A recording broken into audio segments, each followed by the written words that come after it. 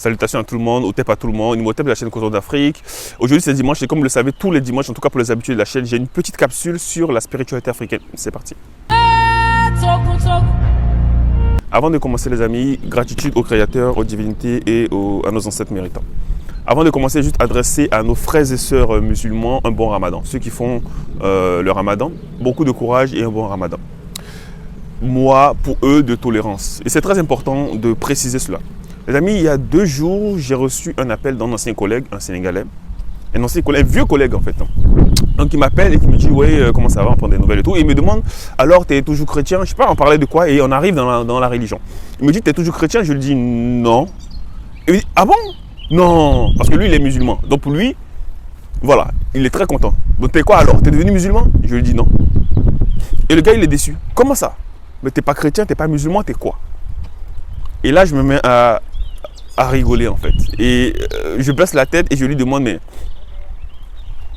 Au téléphone, hein, je lui demande, mais attends, frère, en dehors de chrétiens, en dehors de musulmans, il n'y a pas autre chose? Est-ce qu'on est obligé d'être chrétien et musulman? Il me dit, bah oui. À part ça, il y a quoi? Si tu n'es pas chrétien, tu n'es pas musulman, tu es quoi? Tu crois au diable? Tu ne crois pas en Dieu? Et là, je lui dis, bah voilà, c'est ça le problème en fait. C'est-à-dire que pour certains d'entre nous, là je m'adresse à notre peuple, quand tu n'es pas chrétien, quand tu n'es plus musulman, alors tu es forcément quelqu'un qui ne croit pas en Dieu. Tu ne crois pas au Créateur. Tu ne crois pas en je ne sais pas quoi. Tu ne crois pas au paradis. Tu vas forcément aller en enfer. Il n'y a pas que ça, les amis. Il n'y a pas que ça. Aujourd'hui, c'est le mois de Ramadan pour les musulmans, donc un mois de tolérance. Je vais profiter pour mettre les choses au clair, les amis. Et c'est ça le problème avec le peuple noir. C'est ça le problème avec le peuple africain aussi. C'est-à-dire qu'on nous a mis en tête que en dehors de l'islam, en dehors du christianisme, tout ce qui est fait derrière, c'est diabolique, c'est satanique, ça va aller en enfer. Non, les amis, non. Il y a une troisième chose aussi qui existe. Il y a une troisième chose qui existe, mais en réalité, cette troisième chose-là, c'est la première des choses. Mais ça, c'est l'histoire. Je peux comprendre que dans nos enclos coloniaux, et même ceux qui sont nés dans la diaspora, on ne nous ait pas parlé de l'histoire des Noirs. Ça, c'est vrai, c'est une réalité, et je peux comprendre ça. Pourquoi? Parce que dans l'histoire des Noirs, il y a la vérité. Dans l'histoire des Noirs, il y a énormément de choses qu'on nous a cachées, les amis. Donc pour toi qui te dis panafricain, pour toi qui te dis amoureux de l'Afrique, amoureux du continent, amoureux de l'histoire, ce sont des choses vers lesquelles tu dois te rapprocher au maximum. Notre histoire, tu ne dois même pas tergiverser, tu ne dois même pas réfléchir, tu ne dois même pas douter parce que, comme on dit, vous connaîtrez la vérité et la vérité vous affranchira. Moi, je dis que vous connaîtrez l'histoire et l'histoire vous affranchira. Oui, c'est Imhotep qui le dit. Vous connaîtrez l'histoire et l'histoire vous affranchira. Mais rapidement, je vais vous expliquer une chose, les amis. L'Afrique n'a pas toujours été chrétienne et musulmane. Je répète encore, l'Afrique n'a pas toujours été chrétienne et musulmane. L'Afrique était autre chose avant d'être chrétienne et musulmane. Quand les premiers hommes se sont sédentarisés, et ça c'est un petit cours d'histoire que je vais faire pour ceux qui ne savent pas. Moi aussi j'ai découvert ça il y a très longtemps. Donc voilà, je n'ai pas la prétention, voilà, mais je vais expliquer ça pour ceux qui ne connaissent pas l'histoire. Quand le peuple noir, vous savez très bien que les premiers êtres humains sont africains.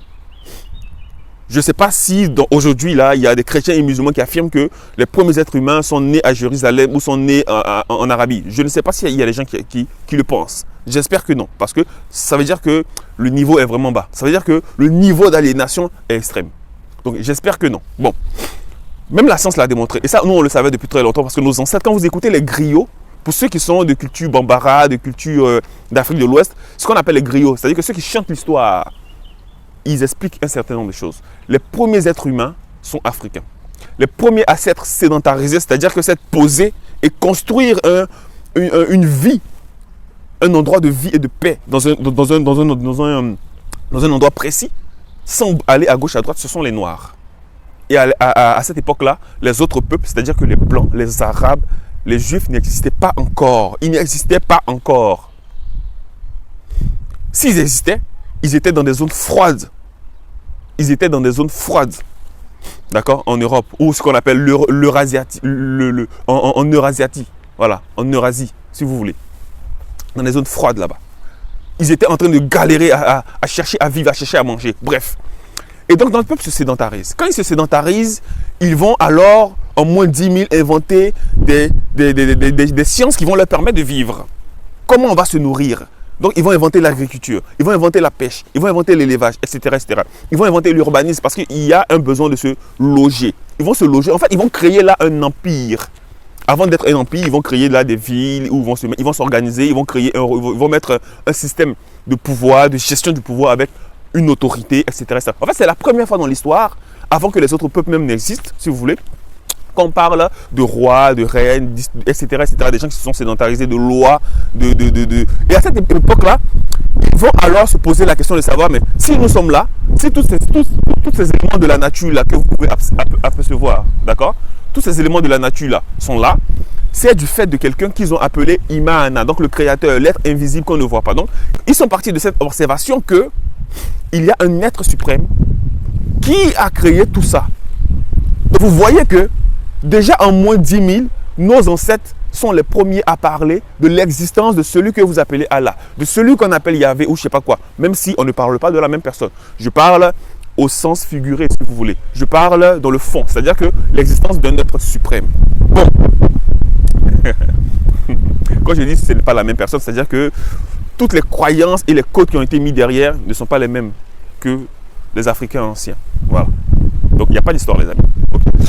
Donc, après cette conclusion-là, ils vont énormément de choses. Et quand ils vont aller plus loin, c'est-à-dire que dans ce qu'ils vont appeler plus tard l'Égypte antique, ils vont alors développer la spiritualité africaine à un niveau d'excellence, avec un créateur, avec des divinités, ce que certains appellent les anges, même si ça, c'est bref, avec des divinités, avec des lois, avec des commandements. Dans les autres religions, chez les chrétiens et les musulmans, il y en a 10. Chez nous, il y en a 77. Même si, pour le commun des mortels, on leur demande de faire 42. Ce qu'on appelle les 42 lois de la Mahat. Donc, on ne peut pas dire aujourd'hui que quand tu n'es pas chrétien, tu n'es pas musulman, tu es diabolique. Parce que nous, on avait 42 commandements que tout le monde devait appliquer. Vous en avez 10, vous dites que vous êtes proche de Dieu, et nous, on a 42, on est des démons. Ça n'a pas de sens, les amis. Donc, il faut vraiment vous rapprocher de l'histoire. C'est ce que je voulais faire comprendre aujourd'hui à nos frères et sœurs musulmans. Il n'y a pas d'histoire, il n'y a pas d'animosité, mais vous comprenez qu'il y a une troisième chose, si vous voulez, une troisième religion qui s'appelle, ce qu'on appelle aujourd'hui le kémitisme. Voilà, le kémitisme. C'est-à-dire que la spiritualité de nos ancêtres, l'enseignement exotérique et ésotérique de nos ancêtres africains. Donc quand tu es africain, tu dois être fier de ça. Même si aujourd'hui tu es chrétien musulman, c'est ton problème, il n'y a pas de souci. Mais tu dois comprendre qu'il y a une troisième religion qui est la spiritualité, qui en réalité est la première des religions. On a perdu cette place de première des religions, comme vous le savez très bien, avec le djihad. D'abord avec l'Égypte antique tombe. Pourquoi? Parce qu'on a subi plusieurs attaques et les mœurs ont commencé à évoluer. Les mœurs ont commencé à évoluer négativement, raison pour laquelle notre puissance spirituelle a disparu et on a été attaqué, on a perdu. Ensuite, il y a eu le djihad des Arabes, comme vous le savez. Ils sont arrivés, après avoir conquis en dernier l'Égypte antique, ils sont descendus dans la zone sahélienne, Soudan, tout ce qui est Soudan, Niger, Tchad. Parce qu'avant ça, c'était la Nubie. Ils ont conquis ces territoires-là, ils ont imposé l'islam parce qu'ils sont arrivés, ils voulaient conquérir même toute l'Afrique. Parce que l'Afrique, pour eux, c'était le paradis sur terre. Donc, il y avait le besoin, il y avait la volonté de conquérir toute l'Afrique. Raison pour laquelle vos arrière-grands-parents sont devenus musulmans. Mais ils ne sont pas devenus musulmans parce qu'ils ont été touchés par le Saint-Esprit. Non, ils sont devenus musulmans parce qu'à l'époque, il y avait une campagne de djihad qui a été menée. En Afrique de l'Ouest, dans certains endroits, ça a été différent parce que les rois ont été convertis et ont converti les peuples. Et ont converti les peuples derrière. Et comme les peuples adoraient, entre guillemets, les peuples respectaient, ils devaient respecter les décisions du roi parce que c'était comme ça, ils sont devenus derrière musulmans. Le christianisme est arrivé, vous le savez très bien, avec l'esclavage. Donc en fait, ces religions-là, pour la plupart, sont arrivées dans des campagnes de conquête, dans des campagnes de domination, voire de violence. Ok? Voilà. Donc, vous devez comprendre à partir d'aujourd'hui que l'Afrique n'a pas toujours été chrétienne, l'Afrique n'a pas toujours été musulmane. L'Afrique, au départ, était kémite. Kémite, ça veut dire noir. Aujourd'hui, quand on parle de kémitisme, c'est-à-dire que c'est une forme de reconnaissance dans les pratiques de nos ancêtres, qui s'appelaient les kémites. Mais pas noir au sens de la couleur de peau, mais noir au sens des premiers hommes qui étaient les êtres parfaits. C'est tout, les amis. Donc, tout est question d'histoire. Donc, il faut comprendre ça. Il faut connaître ça. Donc, aujourd'hui, si quelqu'un vous dit qu'il n'est pas musulman, si quelqu'un vous dit qu'il n'est pas chrétien, vous n'avez pas besoin de lui promettre le paradis, de lui promettre l'enfer. Vous n'avez pas besoin de lui dire qu'il va aller en enfer, qu'il est un démon, qu'il ne croit pas en Dieu. Non, il croit en Dieu, mais il n'est pas chrétien, il n'est pas musulman. Il a d'autres valeurs. C'est la Mahat, c'est les 42 normes de la Mahat.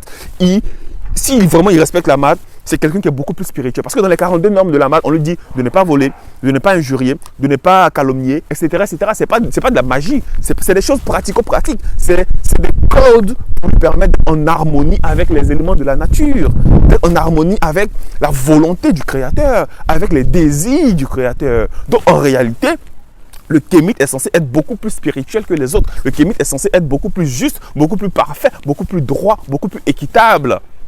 Gloire aux ancêtres, les amis. Donc, vous devez comprendre aujourd'hui, chers Africains, chers peuples noirs qui m'écoutez, vous qui avez découvert cette chaîne-là récemment, vous devez comprendre que nous n'avons pas toujours été chrétiens et musulmans. Moi, je ne suis plus chrétien, je ne suis pas musulman, je suis autre chose et c'est le kémitisme. Donc, aujourd'hui, ayez de la tolérance envers ceux qui vous disent qu'ils ne sont pas chrétiens et ils ne sont pas musulmans. C'est des kémites. Voilà. Certains peuvent ne peut être quelque chose, d'autres peuvent être bouddhistes, c'est le problème. Mais il y a des kémites et il faut accepter le kémitisme, il faut respecter le kémitisme et le kémitisme est en train de progressivement avancer. Donc, et ça c'est un dernier message que je vais adresser à ceux qui ne veulent plus être chrétiens, ne veulent plus être musulmans. Sachez que le kémitisme est là et vous ouvre les bras. Si vous aimez vos ancêtres, si vous êtes vraiment des panafricains, vous voulez vous rapprocher de ce qui fait l'Afrique, de ce qui est l'Afrique, de ce qui est l'Afrique authentique. Même si certains n'aiment pas l'expression, le nom Afrique, mais malheureusement c'est comme ça. Ce qui est l'Afrique authentique, alors il y a le kémitisme qui vous ouvre les bras. Qui vous ouvre les bras. Donc n'hésitez pas à venir, abonnez-vous à cette chaîne-là. Tout à l'heure, en tout cas tous les dimanches à 18 h, nous avons un culte kémite où nous parlons de ça. Nous parlons du kémitisme. Ça va vous permettre de découvrir le kémitisme. Ça va vous permettre de découvrir le kémitisme. Et au-delà de cette découverte-là, de commencer à la pratiquer. À pratiquer cette spiritualité-là.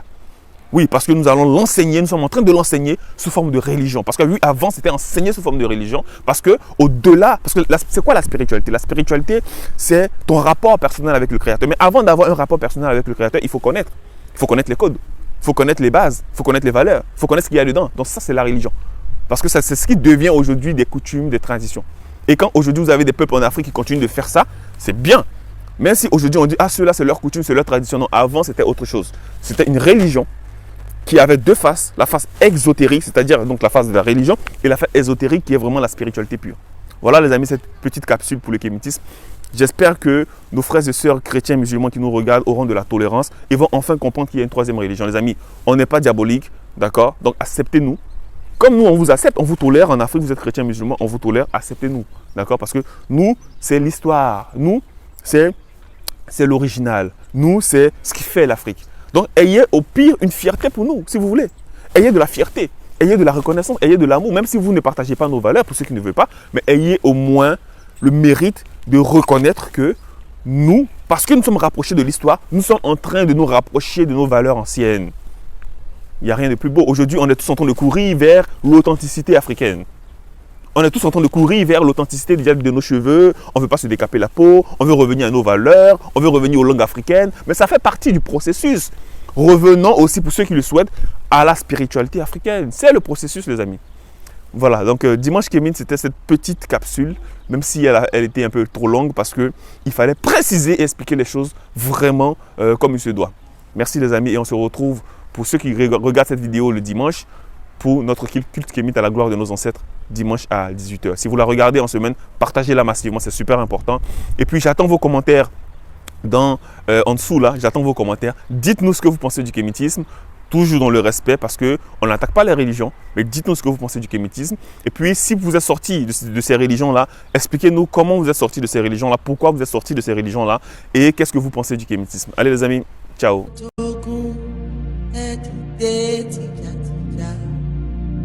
Dìde alágbára, dìde Ọlọ́run mi, kó wá ṣèrànwọ́